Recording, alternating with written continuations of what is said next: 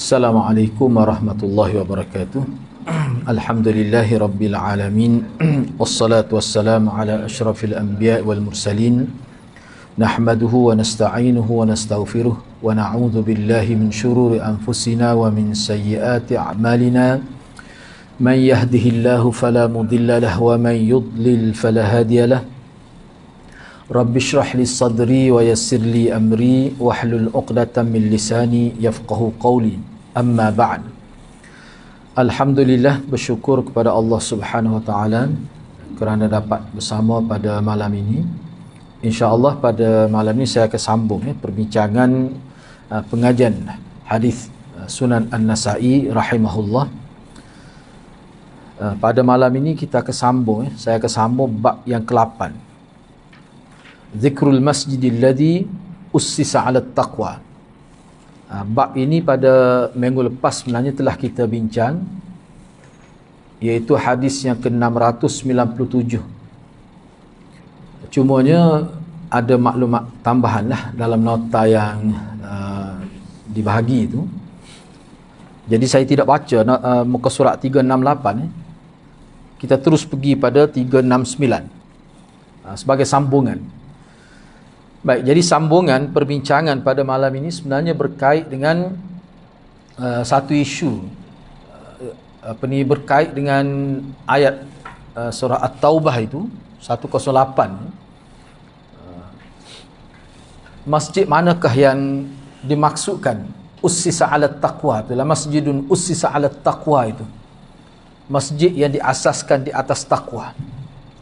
Sebab kalau kita tengok hadis yang ke-697 ni, bila ditanyakan kepada Nabi masjid manakah yang dimaksudkan itu, Nabi kata huwa masjidi hadza.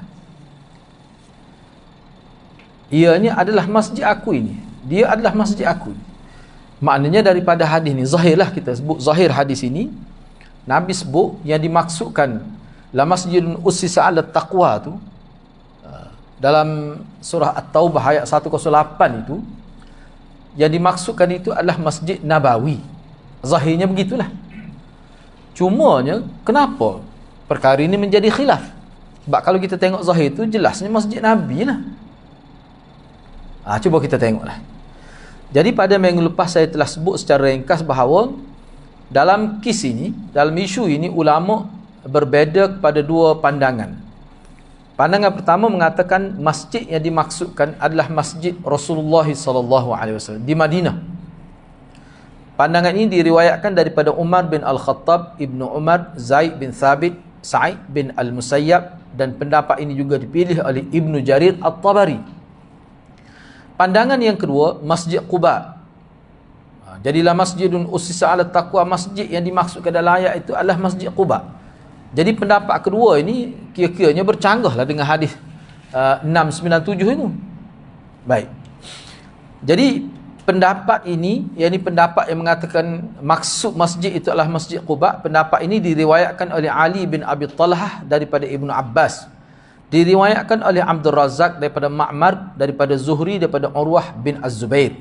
Pandangan ini juga dipegang oleh Atiyah Al-Aufi, Abdurrahman bin Zaid bin Aslam, Sya'bi, Hasan Al-Basri, dan dinukilkan ataupun dinakalkan juga oleh Al-Baghawi. Itu ada spelling silap kan? Dinakalkan ataupun dinukilkan juga oleh Imam Al-Baghawi daripada Sa'id bin Jubair dan Qatadah. Baik, tak apalah. Ini nota akhir kita bincang pada minggu lepas. Jadi secara umumnya berlaku khilaf di kalangan ulama, ada kata Masjid Nabawi, ada kata Masjid Quba. Padahal kalau kita tengok hadis ni zahirnya jelasnya Masjid Nabi lah. Sebab apa berlaku khilaf? Cuba tengok di sinilah pada nota muka surat 369 itu. Ni pun saya ringkaskan perbincangan, sebab setengah-setengah perbincangan tu dia tadakhul. Dia boleh masuk dalam perbincangan yang lain. Jadi saya buanglah. Baik, cuba kita tengok di sini. Imam An-Nawawi berkata, kata Imam Nawawi, dia kata hadis ini adalah nas yang menjelaskan maksud masjid yang diasaskan atas prinsip takwa, seperti yang disebutkan oleh Allah dalam surah At-Taubah ayat 108.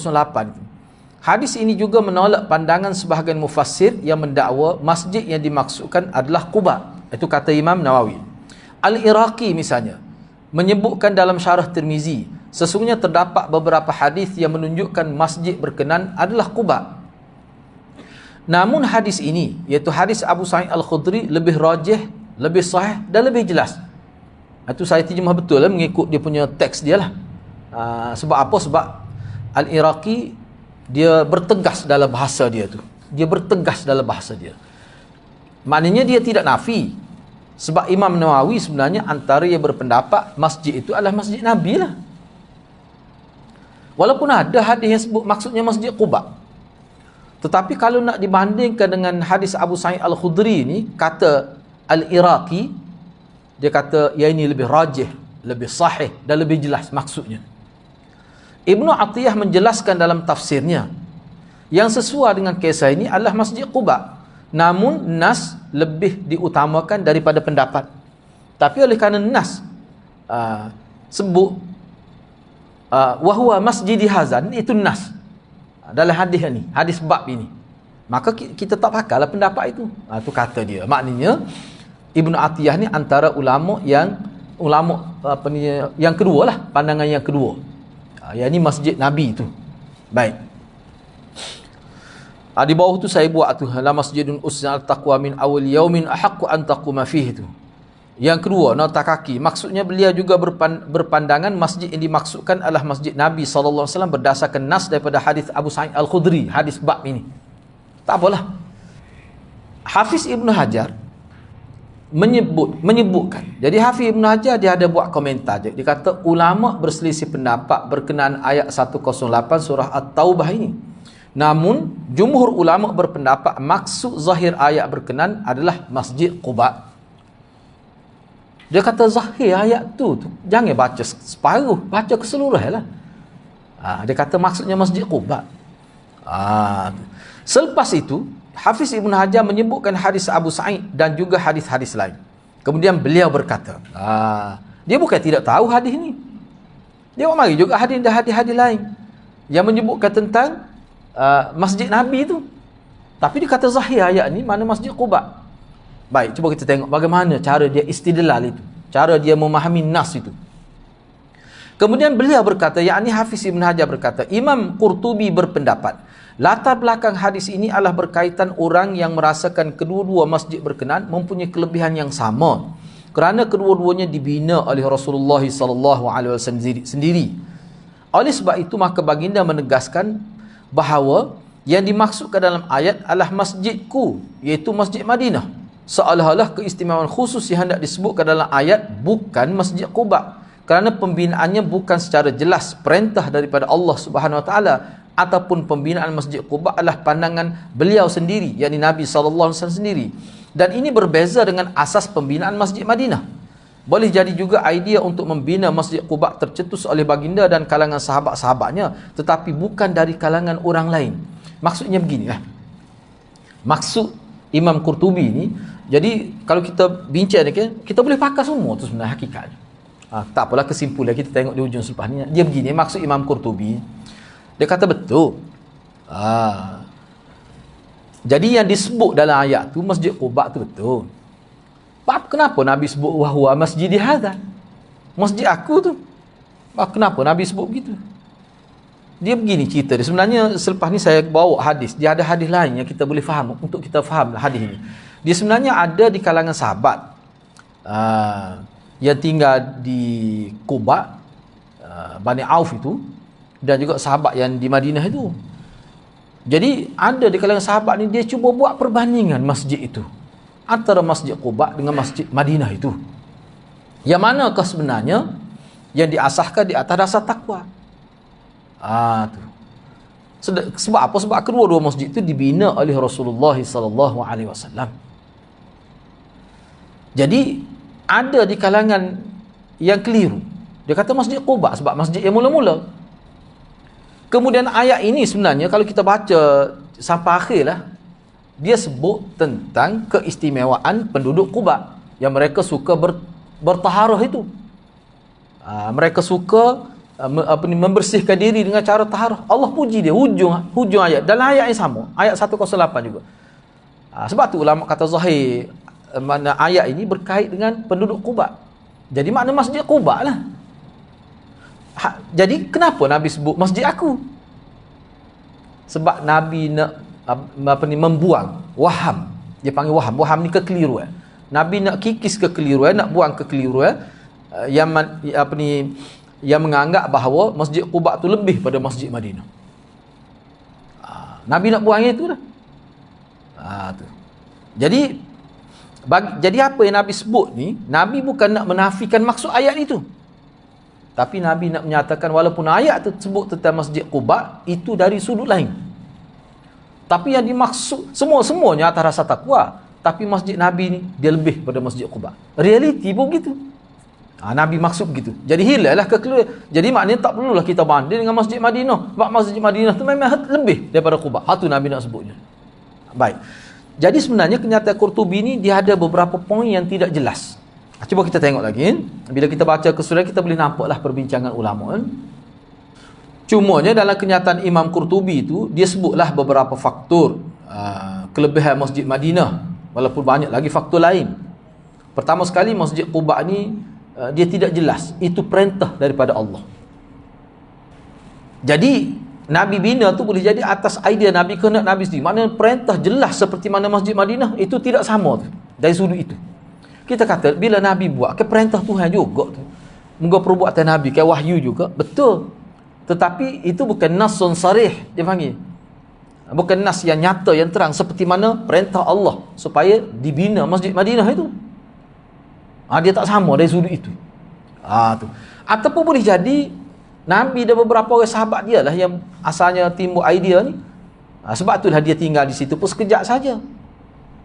Beberapa kita kata tak sampai 2 minggu. Setengah ulama sebut. So kata beberapa hari saja. Ada khilaf di situ. Baik, cuba kita tengok lagi. Ada juga kalangan ulama yang menyatakan kedua-dua masjid diasaskan atas prinsip takwa. Cuma kelebihan lain yang ada pada Masjid Madinah kerana menjadi masjid kekal digunakan oleh Nabi SAW dan majoriti sahabat. Sedangkan Masjid Quba hanya digunakan oleh Nabi beberapa hari saja sebelum berpindah ke Madinah. Dari sudut itu. Jadi maknanya di sini ayat 108 itu bukan nak menyatakan antara dua masjid itu manakah yang diasahkan di atas takwa, bukan maksud begitu. Contoh misalnya kita kata masjid Langgar ni kita kata dah masjid yang bagus, bukan kita menafikan masjid lain bagus. Dari sudut itu. Namun ramai juga yang membuat kesimpulan sebenarnya kedua-dua masjid berkenaan mempunyai kelebihan kerana masing-masing diasaskan atas prinsip takwa. Akan tetapi mereka lebih cenderung menganggap maksud ayat 108 surah At-Taubah adalah Masjid Quba kerana melihat kepada sambungan ayat berkenaan. Misalnya tadi la masjidun ussisa 'ala taqwa, dia ada lagi ayat awal dia tu. La masjidun ussisa 'ala taqwa min awwali yaumin ahaqqu an taquma fihi. Sepatu fihi rijalun dia ada tu sambung tu lah. Fihi rijalun yuhibbuna an yatatahharu wallahu yuhibbul mutahhirin. Cuba tengok terjemah dia. Kalau saya terjemah cara mudah itulah masjid yang benar-benar. Lam tu dipanggil lam takkid. Masjid yang benar-benar diasaskan di atas prinsip takwa kepada Allah daripada hari pertama lagi.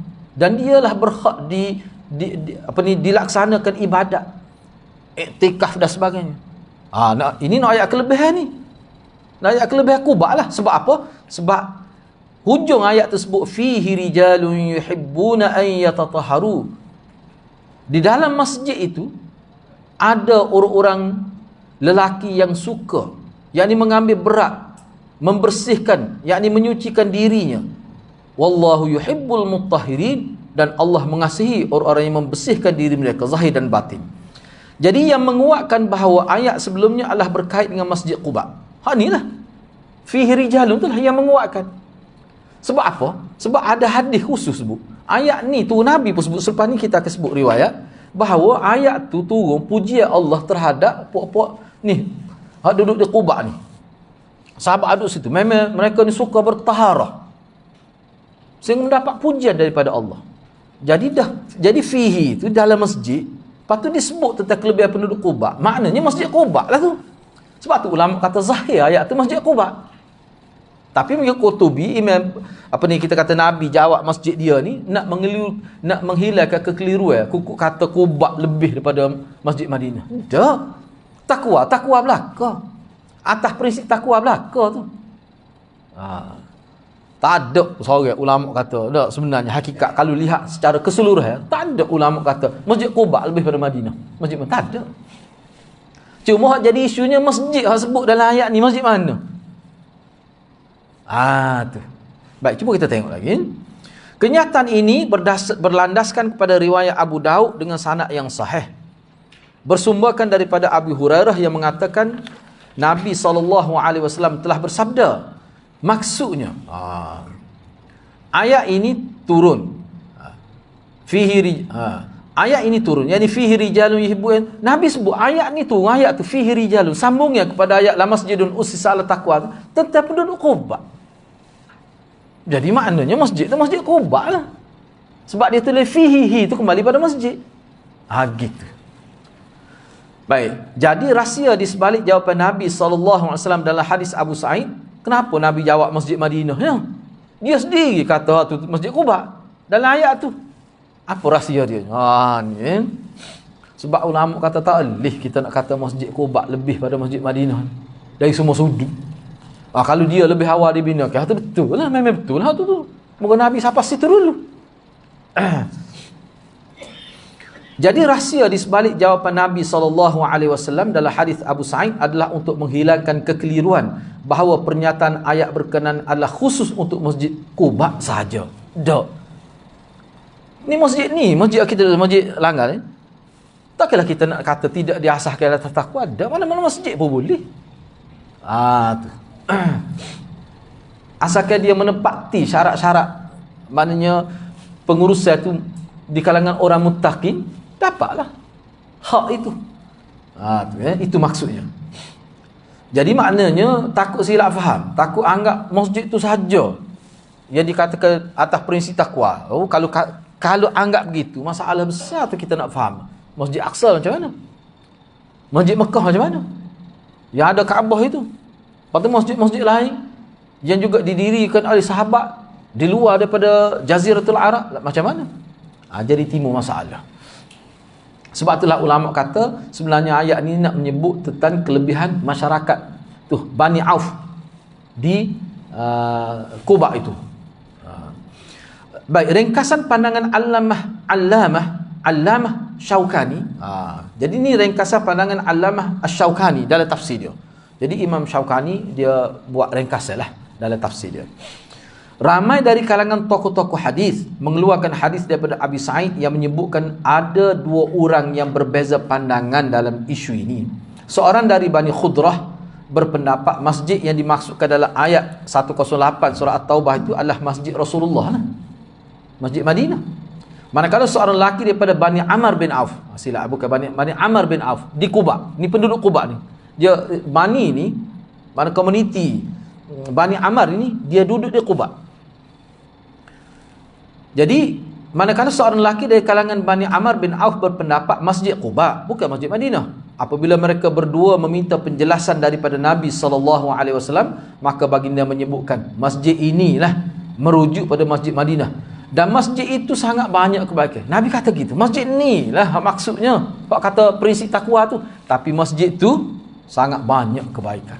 Merujuk pada masjid Quba. Apa maksudnya? Maknanya hakikatnya kedua-dua ni sebenarnya ussisa 'ala taqwa. Ada riwayat ni sahih ni. Sebab tu Imam Syaukani antara yang mengatakan bahawa kita nak bandingkan secara keseluruhan tidak boleh dibandingkan. Sebab masjid Madinah tu dia memang lebih. Yang kedua selepas Masjidil Haram. Begitulah. Jadi kesimpulannya begitulah.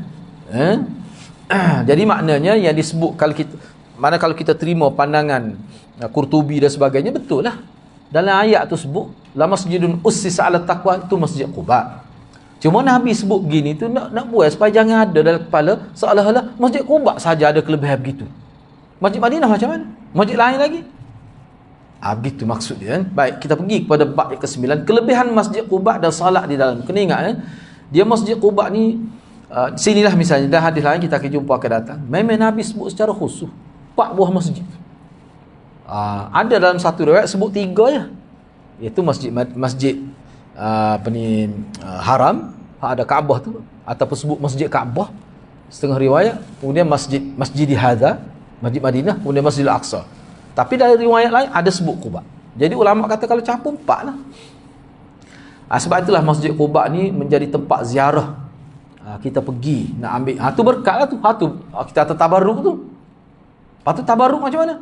Pergi iktikaf lah, pergi salat. Jangan pergi jilat tiang masjid tu. Tu tak boleh gitu. Tu tidak berdisiplin lah. Kalau lagu tu tak boleh pahala. Tu yang kita nak bincang dalam kitab tu. Bagus kitab ni, saya baca habis. Galik kita baca. Jadi banyak maklumat kita dapat. Banyak maklumat kita dapat. Kadang-kadang kita pun tak terfikir, hak duduk di sekitar kita ni kita boleh jana jadi pahala.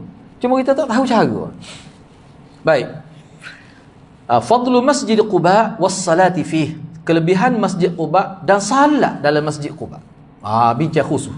Ni style Menasai lah. Padahal dia sebut dah tentang kelebihan Masjid Quba tu. Dia mari pula satu tajuk khusus. Dan hadis dia mari ni daripada jalur riwayat yang berbeza. Atau kelebihan dia tu boleh jadi makna sama, kalau ada beza pun mungkin beberapa kalimah, tetapi sanad berbeza. Dan kita kena ingat hadis ni dia dibilang, jumlah hadis ni dibilang berdasar pada sanad. Walaupun hadis sama pun, tapi kalau hadis sama, sanad 50, dia kira 50 hadis. Itu cara kira hadis. Baik.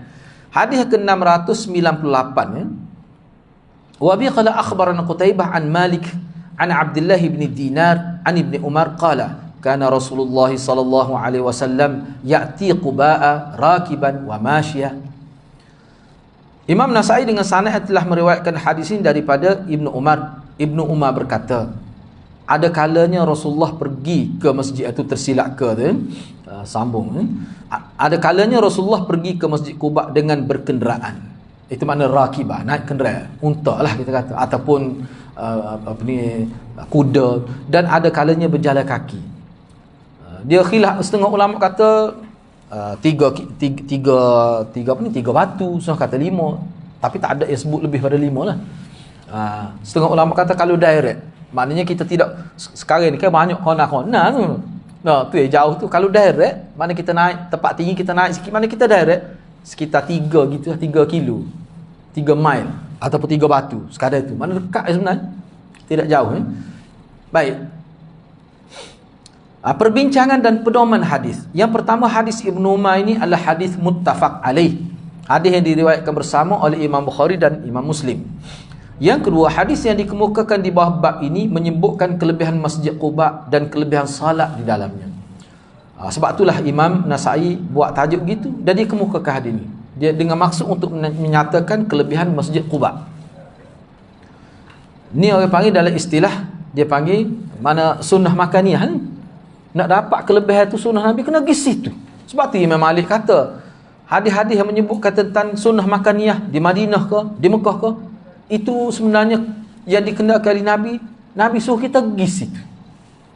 Nak dapat kelebihan kena pergi, naik kapal terbang kena pergi. Habis duit banyak kalah nak dapat tu tujuannya. Sebab itulah Imam Malik antara ulama yang berpendapat kita sebagai penduduk Madinah jangan berebut dengan orang luar untuk berada di Raudah itu. Tidak afdal. Imam Malik kata sebab ini galakkan untuk orang luar hak jauh mari. Sebab apa ada Raudah, kelebihan beberapa tempat kita kata di Madinah, di Mekah tu lebih banyak lagi.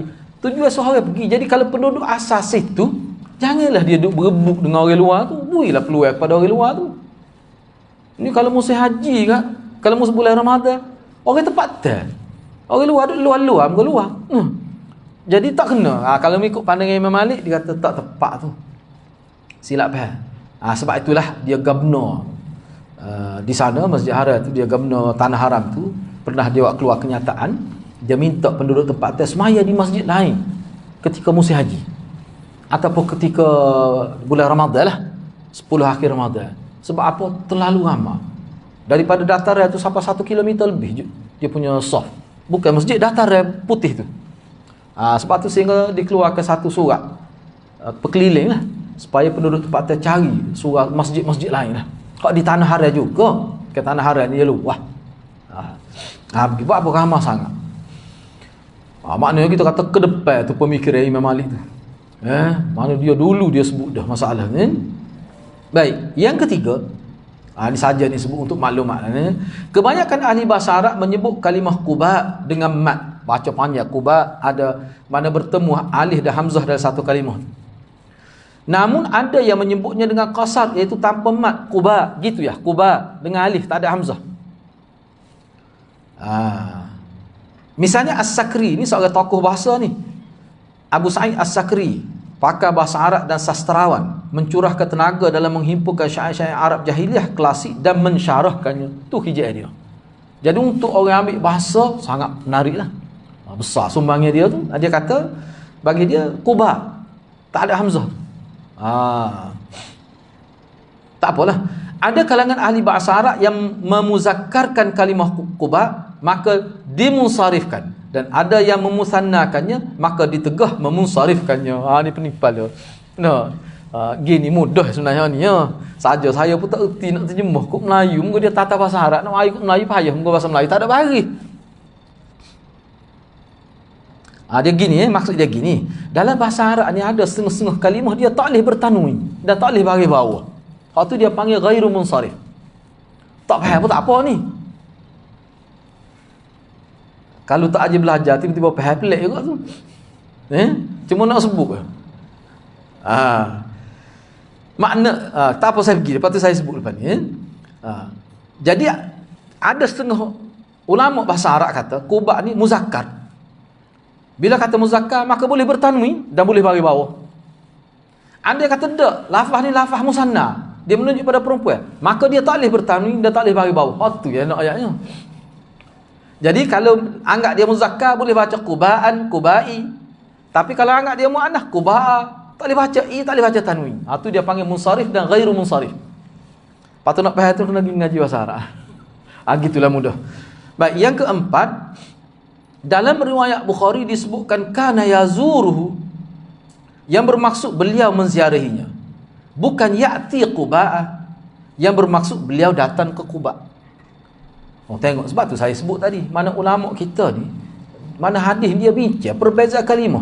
Cuba bayangkan, banyak kalau kita belajar hadis, satu huruf ulama kita akan sebut. Sebab dia boleh memberi makna yang berbeza, dengan sebab tidak ada satu huruf, satu dhamir, hak saja. Ulama boleh pasti siapa begitu. Maknanya perhatian ulama terhadap hadis ni seperti Al-Quran lah. Dibincang satu persatu kalimah, setiap perbezaan dari semua sudut dilihat. Sebab apa? Sebab dia wahyu juga. Misalnya di sini, hak ni kita kata ayat nah, bukan huruf. Dalam riwayat Bukhari disebut kana yazuruhu, mana Nabi sentiasa. Kana ni dalam bahasa Arab, dia ada tempat-tempat tertentu kena terjemah menjadi kebiasaan. Dia ada makna taukid juga kana ni. Tu ni kalau dalam pengajian berkenaan kana ni dia bincanglah. Misalnya di sini terjemahnya macam mana? Ni saya tertinggal lah ni. Kana dia sentiasa, bukan sekali dua, acap kali, kerap kali menziarahi Quba itu. Itu kana. Tapi ada setengah tu tidak. Tidak terjemah gitu. Tapi di sini begitu ya. Bukan ya'ti Quba, bukan dia datang ke Quba. Maknanya ada guna istilah ziarah. Quba itu. Jadi maknanya ini dalil lah, pergi ke Quba tu atas nama ziarah. Jadi bila kita nak dapat kelebihan tu, kena tahulah disiplin masjid tu macam mana. Baik, yang kelima, dalam Sahih Bukhari dan Muslim disebutkan satu riwayat Abdullah bin Dinar daripada Ibni Umar yang menyebutkan Nabi SAW datang ke Masjid Quba pada setiap hari Sabtu dengan berjalan kaki dan ada kalanya berkenderaan. Abdullah bin Umar juga berbuat demikian. Riwayat ni sahih. Mana setiap hari Sabtu Nabi pergi. Jadi ulama bincanglah setiap hari Sabtu ni, mana tak pernah miss ke? Setiap hari Sabtu mesti pergi ke? Tidak. Ulama tidak faham gitu. Setiap hari Sabtu ni maknanya kerap. Sangat kerap. Bukan makna tak tinggal nah setiap hari Sabtu supaya kita kata penganut ke setiap pergi ke gereja setiap hari gitu ke? Tidak begitu. Tapi maknanya penting Masjid Quba itu. Penting, ayatnya penting. Baik, tak apalah. Akan datang kita bincang hadis ni. Sebab hadis ni sebagai selingan saja sebut hadis ni, kita akan bincang khusus ke datang. Baik, hadis 699 masih lagi di bawah bab yang sama berkenaan dengan kelebihan Masjid Quba dan salat di dalamnya. Wa bi qala akhbarana Qutaibah qala hadatsana Mujammi' ibn Ya'qub an Muhammad ibn Sulaiman al-Kirmani qala sami'tu Aba Umamah ibn Sahl ibn Hunayf qala qala abi qala Rasulullah sallallahu alaihi wasallam man kharaja hatta ya'ti hadha al-masjid yani Masjid Quba fa shalla fihi kana lahu 'adla umrah. Itu kelebihan dia.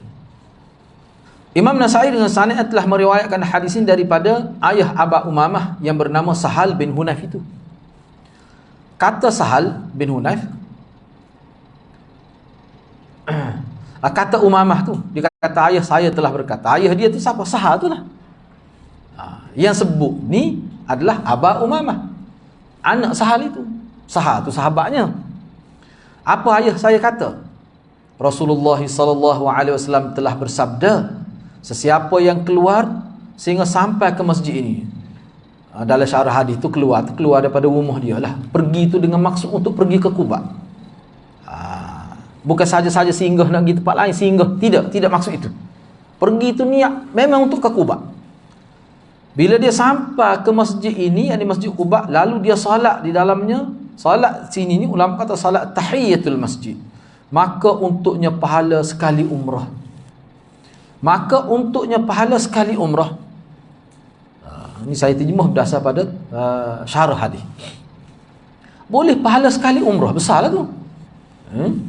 Baik, tak apa, cuba kita tengok perbincangan dan pedoman hadis. Yang pertama, hadis Sahal bin Hunayf radhiyallahu an adalah sahih. Yang kedua, ini biografi tersilap spelling, biografi perawi. Ini secara ringkas. Sahal bin Hunayf ni siapa? Sahal bin Hunayf bin Al-Aqim bin Tha'labah bin Majda' Ibn Al-Harith Al-Ausi Al-Ansari. Kunyah beliau adalah Abu Thabit, dan ada juga disebutkan Abu Sa'id, Abu Sa'ad, Abu Abdullah dan Abu Walid Al-Madani. Boleh jadi anak dia ramah lah tu. Anak dia ramah. Orang ni panggil Abu Sa'id sebab anak dia ada nama Sa'id. Gitu style garak. Kita kata pening lagu tu. Awak lah. Sebab tu kena tanya lah, awak mana? Setelah kata Abu Sa'ad, lepas tu Abu Abdullah, mana anak dia ni ramah ni? Kok jatuh? Gitulah maksudnya. Beliau telah meriwayatkan hadis daripada Nabi SAW dan Zaid bin Thabit. Orang yang mengambil hadis daripada beliau adalah dua anak lelaki beliau, iaitu Abu Umamah, As'ad dan juga Abdullah. Selain mereka berdua, Abdurrahman, Abu Wa'il, Ubaidah bin Abdullah, Ibnu Utbah, Ubaid bin As-Sabaq, Yasir bin Amr, Ar-Rubab, Datuk Uthman, Hakim bin Abbad bin Hanif, iaitu Abdurrahman bin Abi Layla dan lain-lain lagi. Ramai orang ambil hadis daripada dia. Ibnu Abdul Bar berkata, Sahal bin Hunayf ni dia turut serta, dia terlibat dalam peperangan Badar, peperangan pertama pada awal tahun kedua Hijrah itulah. Dan semua peperangannya dihadiri oleh Rasulullah sallallahu alaihi wasallam. Kena ingat ni sengaja ulama kita sebut sebab ni besar tu kenangan tu. Besar tu kelebihan tu. Dah peperangan Badar, peperangan pertama. Selepas tu peperangan Rasulullah terlibat, semua dia hadir. Bukan bermakna hak lain dia tak hadir. Kalau Rasulullah hadir, dia hadir semua. Mana itu satu kelebihan tu. Sebab ada juga setengah sahabat tak pergi kerana anak sakit, kerana isteri sakit, tak pergi, Nabi tak pernah. Dia pergi semua. Semua dia pergi. Ini kelebihan Sahal bin Hunayf. Telah sabit beliau bersama dengan Nabi dalam peperangan Uhud, dan beliau telah melakukan bai'ah dengan Nabi untuk mati syahid dalam peperangan berkenaan. Berpihak pada Sayyidina Ali daripada awal pelantikannya sebagai khalifah. Dia ni antara yang berpihak pada Sayyidina Ali lah dalam bab politik, ni. Ali radhiyallahu anhu telah melantiknya sebagai gubernur di Basrah, turut serta bersama Sayyidina Ali dalam peperangan Siffin. Beliau dilantik menjadi ketua tentera berkuda. Meninggal dunia pada tahun 38 Hijrah, dan jenazahnya disembahyangkan oleh Sayyidina Ali radhiyallahu anhuma. Beliau lebih tua 6 tahun daripada Ali radhiyallahu anhuma. Itu mengikut satu riwayat lah. Kau tu khilaf lah. Itu Sahal bin Hunayf. Besar tu. Dia kadang-kadang bila kita baca ni, sebab ana guna juga dia punya kitab ensiklopedia sahabat tu, bila kita baca sejarah sahabat, ini berapa jilid, 3 jilid rasa kita tu, 3 jilid bila kita baca ke semua tu loh, kita rasa macam mana kita ni, aku ni tak pernah pun terlibat, tak pernah tengok soh ke peperangan, hak tak pernah terlibat dalam peperangan untuk bela Islam. Dan sahabat-sahabat Nabi ni contohnya dia terlibat dalam peperangan bersama Nabi, dan selepas tu dia tak berhenti pun sampai mati. Setara tu lah sahabat tu. Ni antara yang dikafirkan oleh Syiah ni. Tu kan. Sebab itulah ulama-ulama kita kata tajuk peperangan dalam hadis-hadis tu penting. Tajuk tu, hadis-hadis yang menyebutkan tentang peperangan sangat penting. Dia panggil Kitabul Maghazi tu, kalau kita duduk ngaji di Masjid Paya Rambai itulah. Tu penting kelebihan. Sebab apa? Sebabnya dia beza antara ciri munafik, dia tak akan keluar berperang. Kalau dia keluar pun dia akan berada di barisan paling belakang supaya tidak terdedah kepada bahaya itu, sehingga dijadikan keluar berperang. Ni keluar ni Nabi keluar perang ni 2-3 kali mengikut satu pendapat lah. Lepas tu dia keluar lagi perang. Nak kata munafik lagi tu, masih nak kata munafik lagi. Sahabat sanggup perang, duduk pasal ni bai'ah, sanggup mati. Dia kalau mati pun tak apa hari ni dengan Nabi sendiri. Dan dia ni Sahal ni ada disebut bahawa dalam peperangan Uhud ni dia sentiasa bersama Nabi, sebab dia antara yang jaga keselamatan Nabi SAW. Ada disebut begitu. Bukan main-main tu, satu kelebihan besar tu. Kalau orang mimpi jumpa Nabi 2 jam sekali pun tak boleh kelebihan ini. Tak boleh, tak akan dapat. Yang ketiga, antara asas sahabat yang menyebutkan kelebihan salat di Quba adalah riwayat Umar bin Shabbah. Beliau telah meriwayatkan asal Sa'ad bin Abi Waqqas dengan sanad yang sahih. Sa'ad berkata, maksudnya, andai aku salat di Masjid Quba, lebih aku sukai daripada aku mendatangi Masjid Muqaddas 2 kali. Masjid Muqaddas, saya terjemah asal dia gitu. Masjid Muqaddas ni mana Baitul Muqaddas tu lah. 2 kali. Kalaulah mereka tahu kelebihan yang ada pada Quba, pasti mereka bergegas ke sana. Baik. Begitu ya. Bab yang ke-10, masjid yang boleh dikunjungi dengan membuat persiapan rapi. Ni juga perbincangan yang panjang juga sebenarnya ni. Ma tushaddur rihal ilaihi minal masajid. Ma tushaddur rihal ilaihi minal masajid, masjid yang boleh dikunjungi dengan membuat persiapan rapi. Itu saya terjemah mafhum, bukan harfiah. Baik, hadis yang ke-700. Wa bi qala akhbarana Muhammad bin Mansur qala hadatsana Sufyan an Az-Zuhri an Sa'id an Abi Hurairah an Rasulillah sallallahu alaihi wasallam qala la tushaddur rihal illa ila 3 masajid, Masjidil Haram wa masjidi hadha wa Masjidil Aqsa. Apa maksud la tushaddur rihal tu? Kita ada buat huraian lah di situ. Insya-Allah ada huraian di bawah tu. Sebab la tushaddur rihal ni buat persiapan rapi dengan maksud untuk bermusafir jauh. Tu makna dia sebenar. Tu. Kalau dekat-dekat tu orang tak panggil la tushaddur rihal. Misalnya Nabi pergi ke Masjid Quba, itu tidak disebut la tushaddur rihal tu. Abu Hurairah pernah pergi ke Tur, Mesir tu. Untuk salat di kawasan tu, di Tur tu, Masjid Tur tu. Tu dia panggil tushaddur rihal tu. Kita akan jumpa hadis lepas. Baik. Imam Nasai dengan sanad telah meriwayatkan hadis ini daripada Abu Hurairah daripada Rasulullah sallallahu alaihi wasallam, sabdanya, tidak boleh membuat persiapan rapi untuk musafir ke mana-mana masjid kecuali untuk pergi ke 3 buah masjid. Masjid Haram, Masjidku ini dan Masjidul Aqsa. 3 tu ya. Jadi kenyataan ini ulama sebut kenyataan umum. Ulama sebut kenyataan disebut dalam hadis yang ni, hadis riwayat Abu, kenyataan umum. Bila kenyataan umum, maka di situlah dia berlaku perbezaan ulama dari segi memahami maksud hadis ni. Kita nak faham lagu mana? Tak boleh lah mana kita nak pergi masjid ni di Turki ke? Besar masjid di Turki. Kita tengok dalam internet tu, ana pun tak pernah pergi. Lepas tu tak boleh pergi ziarah. Sebab tu musafir tu. Ataupun macam mana? Cuba kita tengoklah di sini apa maksud sebenar yang Nabi nak sebut daripada hadis ni. Yang pertama, hadis Abu Hurairah adalah muttafaq alaih. Yang kedua, hadis yang dikemukakan di bawah bab ini menunjukkan masjid yang sepatutnya dibuat persiapan musafir untuk pergi kepadanya. Tu maksudnya.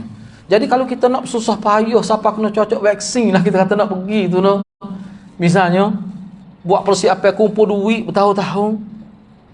No, 3 buah masjid apa tu. Sebab kalau masjid lain supaya kelebihan dia. Sebab tu ulama kata Nabi sebut ni, kalau nak pergi semaya, nak pergi ziarah tu tak apa. Nak tengok masjid, mana masjid bersejarah umat Islam selain daripada 3 hal tu tak apa. Kalau nak pergi semaya, bawah tu dia ada, kita kena bincang. Hak tu. Bukan semata. Jadi kalau bahas secara kenyataan umum ni, kenyataan umum. Kalau bahas secara umum gitu zahir, jadi tak boleh pergi masjid lain. Ulama kata mana boleh faham begitu, salah tu. Bercanggah dengan realiti tu. Yang ketiga, lafaz nafi. Sebab la tu syadu tu, la tu bukan nahi, nafi. Sebab tu kita terjemah tidak boleh, bukan jangan. Cuba kita tengok.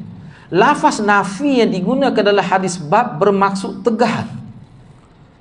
Hak Nabi kata tidak boleh tu maknanya jangan. At-Tibi berkata, ni seorang tokoh besar, dia kata lafaz nafi lebih jelas mengandungi maksud larangan dan tegahan dari segi bahasa Arab. Seolah-olah Nabi hendak berkata begini, tidak boleh niat ziarah dengan membuat persiapan rapi kecuali pada tempat ini, kerana ianya mempunyai kelebihan khusus yang tidak ada pada tempat lain. Jadi kelebihan khusus tu apa dia? Ulama bahas pula tu. Maknanya ni bab solat ni. Bab solat ni. Misalnya kita kata dah, contoh kan. Kita duduk sini di Langgan, tiba-tiba nak pergi masjid, kita masjid Syahalan apa?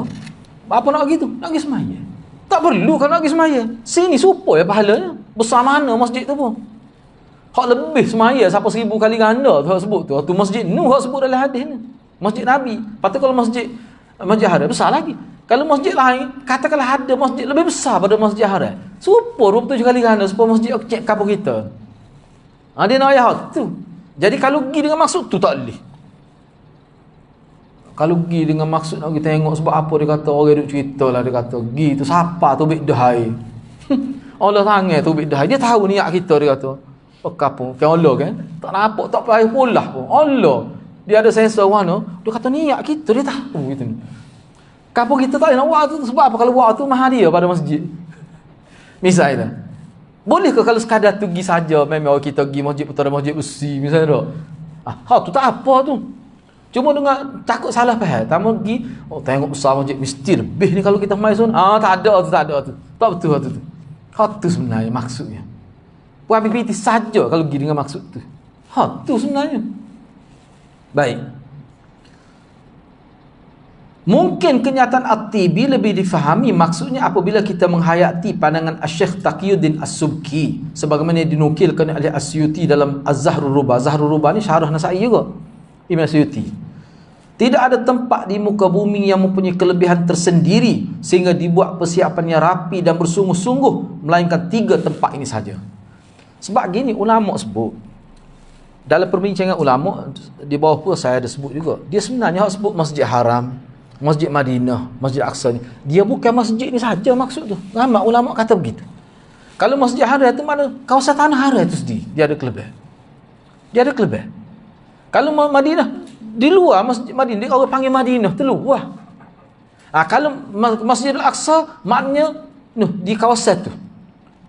Bukanlah Palestin sebesar Palestin tu tidak, tapi melebihi daripada batasan masjid itu. Maknanya kalau kita pergi masjid lain ada kawasan kita sembahyang, ada kelebihan juga. Ada yang kata begitulah. Walaupun setengah ulama kata itu sudah takalluf itu. Takalluf tu ulama kata takalluf buat bincang tu. Tambah tu menyusah diri tu duk bincang gitu, tak perlu takalluf gitu. Membebankan diri duk sebut gitu tu. Ada setengah ulama kata begitu. Jadi hak zahirnya tepat tu. Kalau masjid Haram. Kalau Masjid Madinah. Walaupun mungkin selepas ni mungkin kita katakanlah 500 tahun lagi. 500 tahun. Mungkin tak tahu lagi mari dajjal bila ni. Tak tahu lagi bila kiamatnya. Katakanlah 500 tahun lagi Masjid Madinah besar 3 kali ganda daripada Adalan. Termasuk Masjid Madinah juga. Kelebihan serupa ya dengan hak Nabi sebut. Sebab masa Nabi sebutnya masjid tidak sebesar ni. Takutnya ada kata gini. Hak kata lebih tu masjid sahih zaman Nabi ya. Jadi hak tambah sebesar Adalan ni tu hak tu tak ada kelebihan. Berat gitu. Kalau lagu tu nyepakat pergi duduk situ lah, tepat tu. Ada, tidak maksud begitu. Katakanlah selepas ni dia luah 3 kali ganda lagi. Contoh kita kata Masjid Haram, dia perluah ke? Kalau kita tengok daripada Kaabah nak pergi ke tempat apa ni kita kata hospital dia, main jauh tu. Patut tak masuk Masjid Haram tu? Masuk tu. Masuk. Itu maksud dia. Sebab tu setengah ulama kata hak ni perkara amrun nisbi, perkara yang relatif ni. Bukan kata tetap mesti begitu, tidak. Itulah pandangan ulama. Tapi kuku mana pun jumhur kata masjid tu bukan kawasan dia, masjid tu. Ada pun tempat lain boleh diziarahi, tapi bukan kerana kelebihan khusus yang ada pada kita. Nak pergi masjid lain ataupun tempat bersejarah lain lah, kita kata tak boleh pergi. Tapi nak kata dapat kelebihan tak. Sebab itulah kalau ada duit baik pergi Mekah Madinah.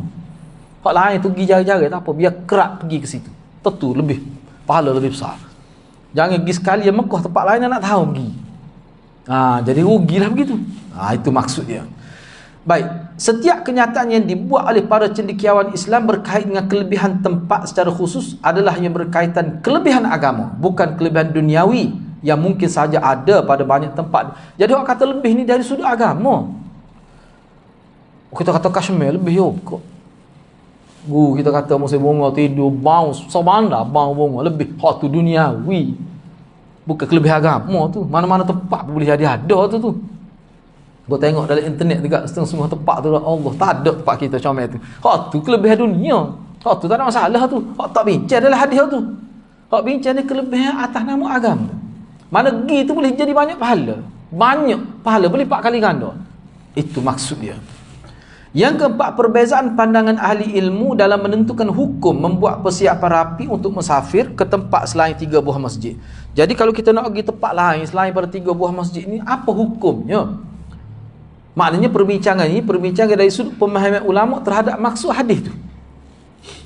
Umpamanya pergi ziarah orang-orang saleh, sama ada yang masih hidup atau yang telah meninggal dunia, atau pergi ke mana-mana tempat yang ada kelebihan dengan maksud melakukan ibadat di sana atau dengan tujuan lain. Contoh kini lah kita kata, kita sendiri hidup ngaji, mesti kita rasa nak pergi ke kubur Imam Nasa'i, bukan nak pergi buat apa-apa, nak pergi ziarah. Imam Bukhari duduk tengok dalam internet, kitab dia, kita belajar, kita baca, mesti kita terasa tu. Siapa mati ke diri kerana duduk caw ke hadis. Hal tu tak apa ziarah tu, tapi tak ada kelebihan apa pun secara khusus. Tu sebab apa penting sangat benda ni? Sebab orang kita ni dia mudah. Saya duk tengok sebab orang kita ni, kita tengok dah dia motor dia modify. Kalau dia renovate, dia ubah rumah jadi terbawa-bawa siapa baik agama tu. Dia repair siapa polis. Kena tai polis tak cara tak apa dah. Tai polis nak mak kena. Paruk pula kena bayar. Dia suka. Tak apa tu, tak apa kita nak renovation, nak ubah, nak modify, tak apa. Tapi agama tak boleh. Sebab dia bukan hak kita tu. Hak Allah SWT. Allah tidak benar kita ubah tu, kecuali Nabi dia dengan izin dia. Jadi kubur mana-mana pun dia tak ada kelebihan. Sama saja. Bahkan kalau dalam kitab ada disebut kita pergi kubur kafir pun boleh pahala lagi. Sebab dia ingat mati tu. Bahkan kita lebih insya-Allah mujurnya kita, sebab dia ni mati dekat dia tidak Islam. Lebih insya lagi. Maknanya bagi orang yang ada jiwa dakwah, dia lebih aktif dalam berdakwah. Apa? Takut orang mati jadi lagu ni, mati gini. Maknanya kadang-kadang pergi ke kubur orang tidak Islam tu, dia lebih menginsafkan lagi. Sebab tu ulama kata boleh. Tapi orang kita ni kadang-kadang kalau kita kecek gini, waktu tak aja dengar, dia berhenti ke kuliah. Orang kata kenyataan ustaz ni kata mengelirukan kita. Kata keliru ke dia ayat? Dia pun tak tahu ayat keliru ke mana. Sebab orang kita faham kubur orang tidak Islam tak boleh pergi lah. Tak tahulah apa-apa ni. Pelik mati. Pelik orang kita faham cara faham ni. Seolah kalau pergi kubur Kristian jadi Kristian. Hebat benar kalau gitu. Itu silap faham. Silap faham. Itu pandangan setengah ulama lah. Memang betul pun. Misalnya kita pergi, contohnya dia begini ini saya sebut ni, kita boleh jadi kita tak terasa, tapi sahabat Nabi kadang-kadang kubur dia pergi tu tidak Islam, kubur mak dia berasa macam mana? Dia pergi ke kubur tidak Islam tu, kubur adik-beradik dia, kalau dia tak cakap dakwah masa hidup tak asyik. Cuba bayang, sedih dia. Maknanya dari sudut menimbulkan keinsafan lebih lagi daripada pergi ke kubur Baqi' itu. Sebab apa tu? Sedih. Akhir sekali dia lebih bersyukur, nasib baiklah kita sempat dengan agama. Berdoa pula, ya muqallibal qulub tsabbit qulubana ala dinik. Tak, misalnya. Tu kesal dia. Jadi mana kelebihan kubur tu dari sudut itu. Tak ada kelebihan khusus. Mana nak pergi siapa perkat pergi duduk berzikir situ, tu memang tak ada. Itu untuk masjid. Yang keempat apa ni? Jadi yang keempat ni perbezaan pandangan ahli ilmu dalam menentukan hukum. Orang yang buat persiapan rapi, mana nak pergi musafir jauh ni, kena sabar hingga perlu pada persiapan. Umpamanya pergi ziarah orang-orang soleh, sama ada yang masih hidup atau telah meninggal dunia, atau pergi ke mana-mana tempat yang ada kelebihan dengan maksud melakukan ibadat di sana atau dengan tujuan lain. Bila dia tengok lebih masjid ni, baru tengok sah kita masuk pun rasa segar. Setengah-setengah masjid kan, dia buat tinggi comel, dia lenggak gitu sekali, dia lenggak tengok tu apa comel sangat. Tengok dia kata mimbar dia 4 kali rumah kereta tinggi, dia kata tu mimbar dia kata jatuh selak tu imam tu. Sebab tu imam tua-tua tak boleh naik mimbar dia tu tinggi kita lenggak comel, dia kata. Jadi setengah-setengah hari dia pergi semaya situ, dia lebih rasa tenang lagi. Itu lain tu masjid. Hal tu yang tidak dimaksudkan di hal tu perasaan kita. Boleh jadi kelebihan dari sudut tu memang ada, tetapi masjid tu sendiri dari sudut dapat 27 kali ganda ke semacam, hal tu sama saja. Jadi masalah sekali, boleh ke tak misalnya kita nak pergi ke Turki, salah satu tempat ziarah ni masjid, beberapa masjid besar zaman Uthmaniyah itu, boleh ke tidak? Di sini cuba kita tengok yang pertama. Syekh Abu Muhammad Al-Juwaini berkata, membuat persiapan rapi dan bersungguh-sungguh untuk bermusafir ke tempat lain selain 3 buah masjid yang disebutkan dalam hadis adalah haram. Parut dia, haram dia kata. Kerana berpegang pada zahir hadis Abu Hurairah, tak boleh. Kok mana kita kata dia kata haram? Dengan maksud tadi lah, dengan maksud nak ambil kelebihan agama tu, tak ada tu. Kalau ziarah tak apa, dia pun tidak jumuk, tak kita nak pergi ziarah tak boleh, berat gitu. Bercanggah dengan amalan sahabat sendiri, itu sahabat pergi ziarah. Jadi kena faham lah maksud. Cuma saya tak saya tambah lah sebab kata-kata dia setakat tu ya. Sebab tu ulama kata apa yang disebut oleh Syekh Abu Muhammad Al-Juwaini dari sudut tadi, mana seolah-olah ada perasaan anggap pergi semaya masjid tu sebab masjid tu ada kelebihan. Masuk tu rasa lain dah, mau sedap, bersih, luah, lega kita. Hak serabut-serabut jadi hilang kita kata pergi dah. Maka dia anggap jadi lebih semaya gitu situ. Tu tak boleh. Anggap pet tu. Gi tu kerana tu. Tu tak boleh. Haram tu. Tapi ada setengah ulama kata memang tak boleh. Untuk masjid. Untuk lain tak apa. Kalau masjid tak boleh. Kita pergi tidak niat kita pergi cuma singgah semaya. Tu tak apalah. Tapi ulama kata hak ni jumuk lah dia kata pandangan ini. Baik. Beliau beralasan dengan riwayat Busrah bin Abi Busrah Al-Ghifari radhiyallahu anhu yang telah menegur Abu Hurairah. Dia bukan kata saja. Cuba kita tengok di sini. Riwayat Busrah bin Abi Busrah Al-Ghifari radhiyallahu anhu yang telah menegur Abu Hurairah kerana pergi ke At-Tur. Tur ni saya wallahu alam saya tengok dalam internet tu lokasi dia di Mesir. Di Mesir. Jadi setengah ulama kata di Tur Saina tu, tempat Nabi Musa itu. Di situ ada masjid. Pergi ziarah situ Abu Hurairah. Baik, cuba kita tengok di sini. Jadi Busrah bin Abu Busrah macam tak sukalah. Cuba kita tengok. Ni saya terjemah mafhum dia. Kita tidak kemukakan teks hadis. Beliau berkata kepada Abu Hurairah, Busrah ini, kalau aku bertemu dengan engkau lebih awal, sebelum engkau pergi ke sana, sudah pasti engkau tidak jadi pergi ke sana. Kalau aku jumpamu sebelum pergi, mesti tak jadi pergi. Abu Hurairah tanya dia. Abu Hurairah bertanya dia, kenapa begitu? Kenapa kalau aku jumpa denganmu dulu tak jadi pergi ke Tur itu? Kata Busrah, dia kata aku telah mendengar Rasulullah sallallahu alaihi wasallam bersabda, tidak sepatutnya menaiki kenderaan untuk bermusafir jauh kecuali ke 3 buah masjid, iaitu Masjid Haram, masjid aku ini, masjidku, dan Masjid Baitul Muqaddas. Baik. Hadis ini menjadi dalil bagi Busrah akan keingkarannya terhadap tindakan Abu Hurairah yang pergi ke At-Tur untuk menunaikan salat. Kena garis itu untuk menunaikan salat. Waktu dia punya penting. Hadis ini untuk menunaikan salat itu. Beliau telah memakai hadis ini secara umum.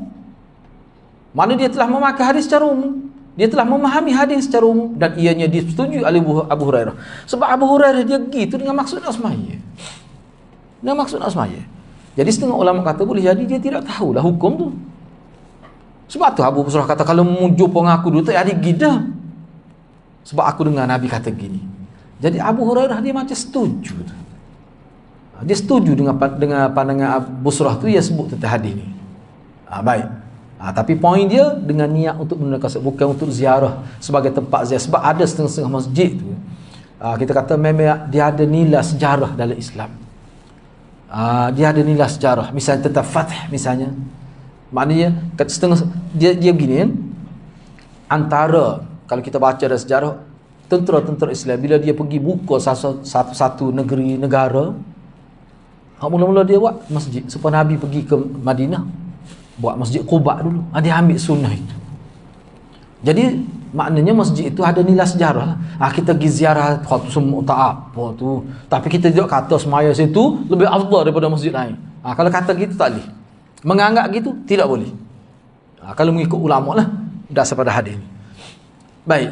Namun kebanyakan ulama mengatakan tidak haram, cuma lebih utama sahaja dan ada keharusan untuk pergi ke tempat lain. Ini pendapat jumhur ni. Sebab tu dia kata hak Nabi sebut tadi bab semaya, kelebihan khusus tentang semaya. Iktikaf di situ ibadat. Dari sudut ibadat lebih tu. Sebab tu tadi saya sebut tadi bahawa lebih ni hak ulama baca lebih. Lebih dari segi agama. Bukan lebih dari segi duniawi. Lebih dari segi duniawi boleh jadi lah masjid tu besar.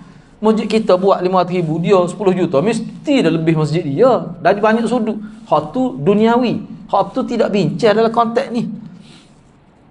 Itu maksudnya. Baik.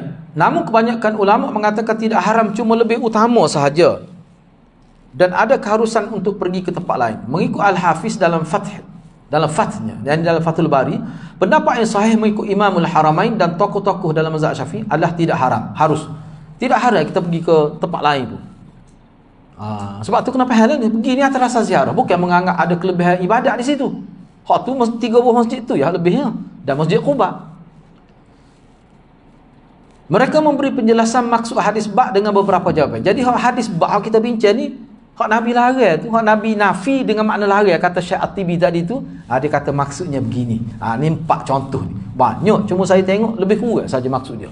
Yang pertama, hadis bab menyatakan kelebihan yang sempurna bagi 3 buah masjid berkenan dan bukannya menafikan keharusan pergi ke tempat lain. Nak yang 3 buah masjid ni adalah masjid yang paling lebih.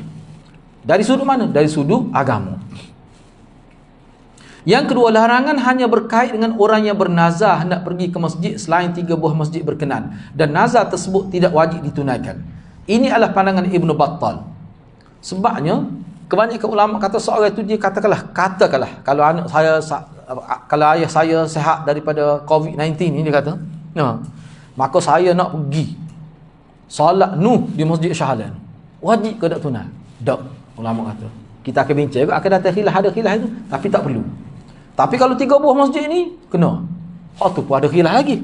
Kita akan bincang selepas ni lah. Tak ada malam ni minggu depan. Tu. Dan nazar tersebut tidak wajib ditunaikan.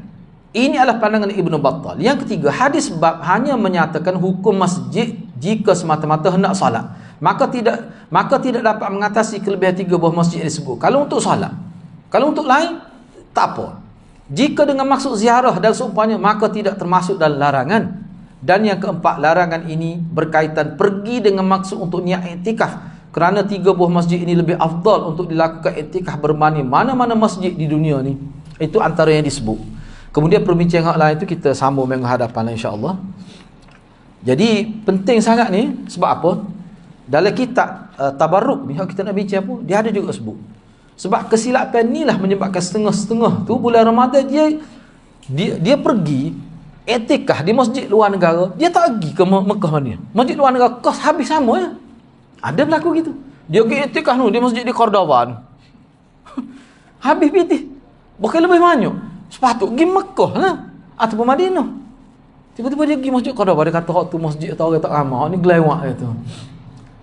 Tu tak kena, tu tak leh tu. Tu tak boleh tu. Hanya tipu ke syaitan tu, kiranya gitulah. Jadi insya-Allah untuk menghadapi kita akan sambung poin yang kelima pada muka surat 373. Saya setakat itulah dulu.